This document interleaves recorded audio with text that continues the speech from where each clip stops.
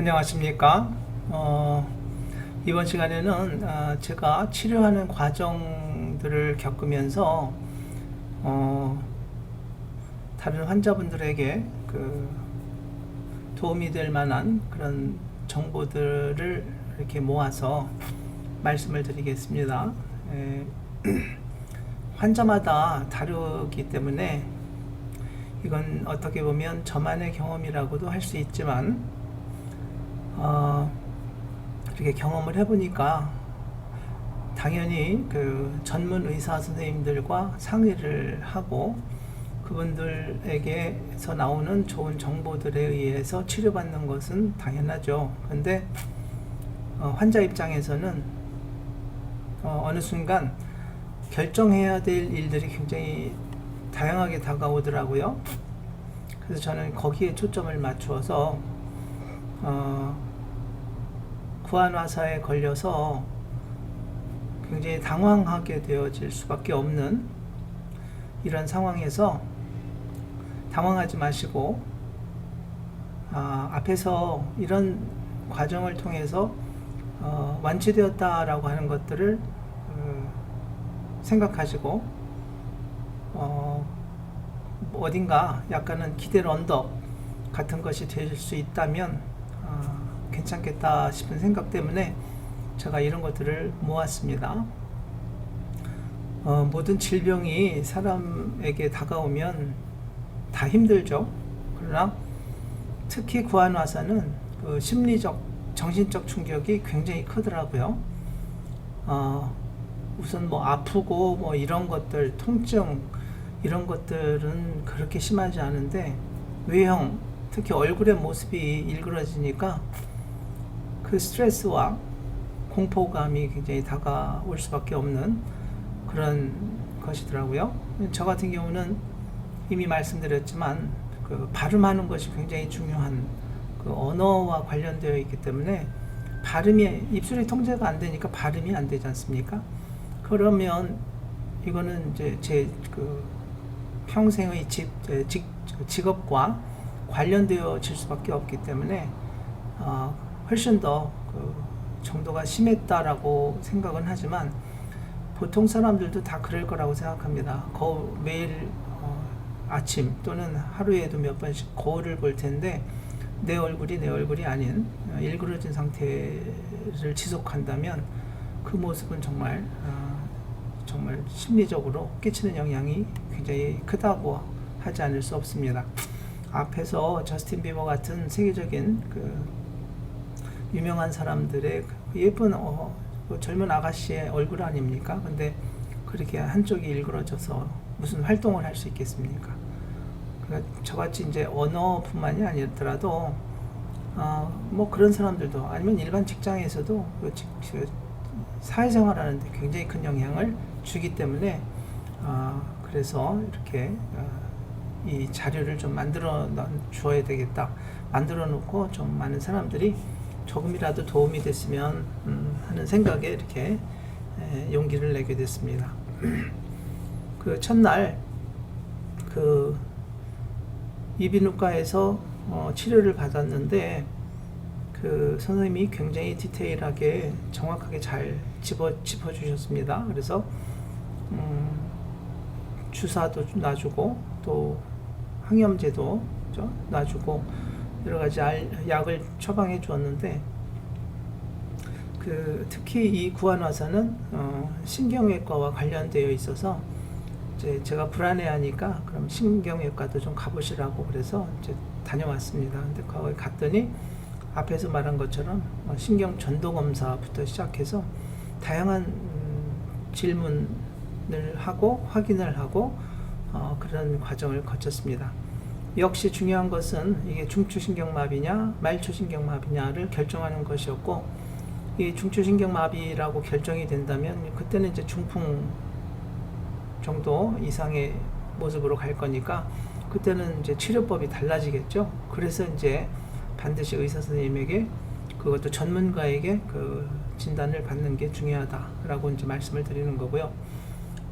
그럼에도 불구하고 말초신경마비는 그래도 좀 우리나라에서는 덜 심각한 것으로 이렇게 생각되어지기는 하지만 치료가 끝날 때까지는 굉장히 불안하고요. 어쩔 수 없는 그런 상태에 빠지기 때문에 여러분들 모두께서는 이런 점들을 잘 이해하시고 참고로서 제 이야기를 들어주셨으면 좋겠습니다. 첫째 날 신경외과에서 제공해준 이 양약들을 때에 맞추어서 이렇게 처방을 해주시더라고요. 보면은 그 스테로이드가 처음에는 굉장히 여러 개 들어가 있더라고요. 그래서 지금 이 약들은 이제 좀 후반부에 있는 것들을 제가 찍은 것이고요. 훨씬 더 많은 약들을 줬습니다. 그래서 그것을 열심히 복용했고 이렇게 이런 과정을 겪었고요. 그리고 이제 처방해주는 약 중에 이런 게 있어요. 첫째 날부터 바로 제공해준 안약들이 있습니다. 그래서 이 세 가지가 있는데 이 약은 아마 다른 종류의 약들도 많이 있을 겁니다. 그런데 제가 쓴 약이기 때문에 이제 보여드리는 것일 뿐이고요. 의사 선생님들이 알아서 처방을 해주시겠죠. 수면 중에 눈이 떠지지 않는, 눈이 감기지 않는 상태이기 때문에 그런 상태로 수면에 들면 당연히 눈 안에 안구가 건조해지겠고, 건조해지면 당연히 또 세균 감염의 위험성이 노출되겠죠. 그래서 이제 안약을 넣고 안대를 사용해서 눈이 마르지 않도록 이렇게 해주는 것입니다. 그 다음에 여기 파란색은 수시로 이렇게 마르지 않도록 넣어주는 것이고, 왼쪽 노란색은 하루에 2번 넣었던 것으로 기억을 하고 있습니다. 이렇게 좀 다양한 종류의 안약들을 또 사용하고 그것들을 지켜나가는 게 중요하고요. 안대도 저는 사실은 평생 처음 써봤는데요. 몇 개를 준비해서 이렇게 밤에 또 자다가 보면은 이게 날아가 버리는 일들이 비일비재하죠. 우리가 그냥 조용히 자는 게 아니기 때문에. 그랬을 적에 이제 여러 개를 준비해 놓고, 비싸지 않으니까 이렇게 사용하는 게 필요하더라고요. 지금 보면은 이쪽 눈과 이쪽 눈이 다르죠. 네. 그리고 이때 제가 굉장히 이상하게 처져 보이는 그런 느낌이었고요. 특히나 이 눈은 통제가 안 되는 그런 상황이었죠. 첫째 날 입술과 인중이 이렇게 기울어져 있죠. 네. 반듯하지 않고 이렇게 코드빛이 이렇게 기울어져 있습니다. 이게 이제 이쪽은 마비가 안 됐으니까, 마비되지 않은 근육들이 당기기 때문에 이쪽은 통제가 안 되니까 한쪽으로 기울어지는 그런 모습들이고요. 입술을 오므리면 이런 상태가 됩니다. 입술이 오므려지지 않으니까 이게 언어가 어눌해지고요. 통제가 안 되는 그런 것이죠. 이게 사실은 이제 제가 얼굴 전면을 보여드릴 수 없는 것은 여러분들 잘 이해를 하실 겁니다. 근데 얼굴 전면이 이렇게 막 기울어진 상태로 지낸다는 건 얼마나 정신적으로 큰 영향을 끼치는지 당해보지 않는 사람은 잘 모를 거다 하는 생각을 합니다.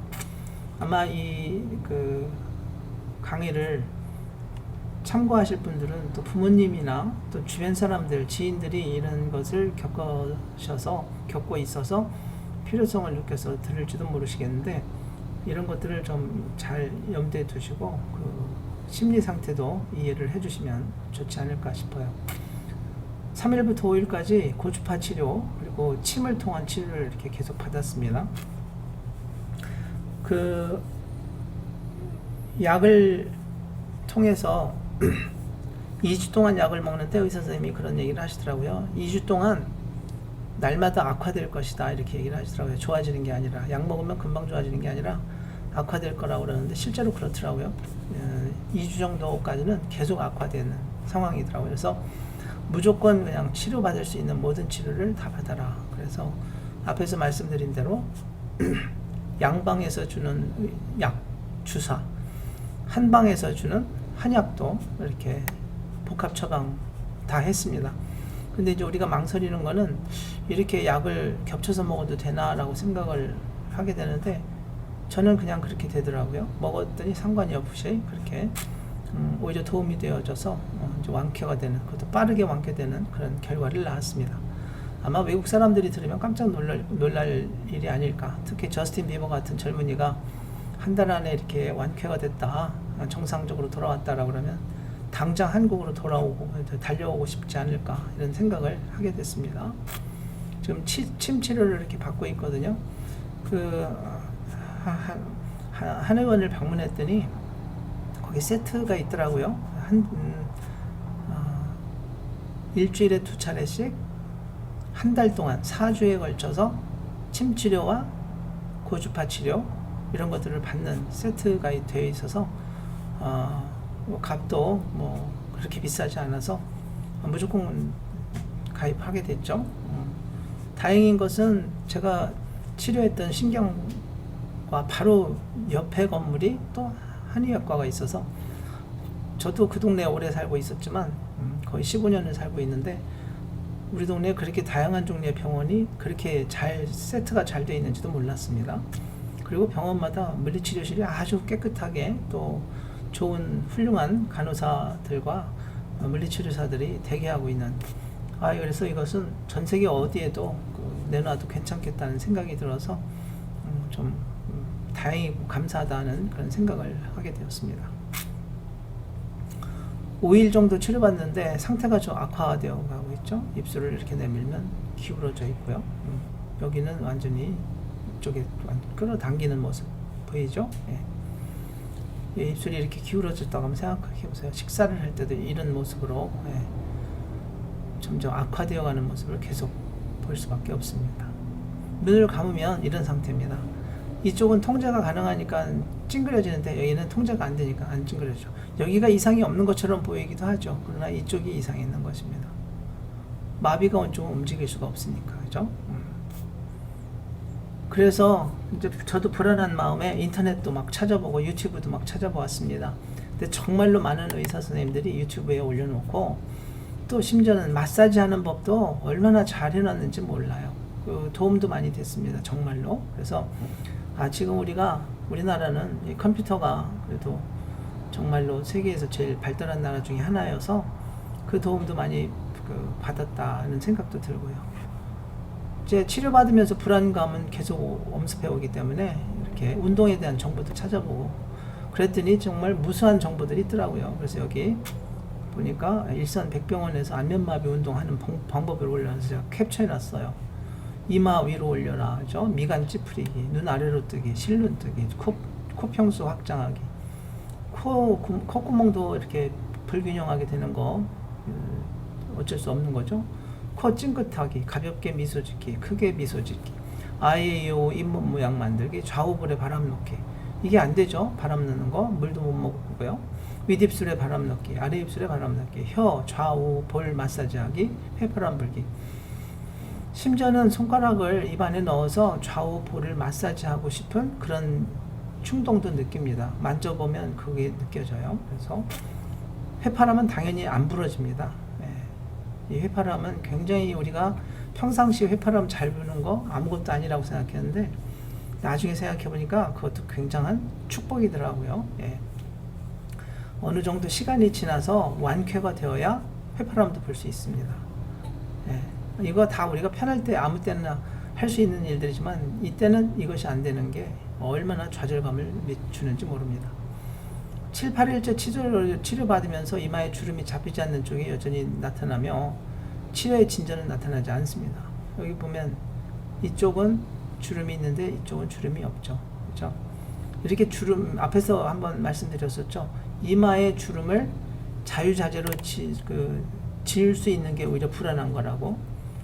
그것은 중추신경과 관련돼 있다 이거죠. 말초신경 관련이 있으면 이렇게 이마에 주름이 잡히지 않는다는 거죠.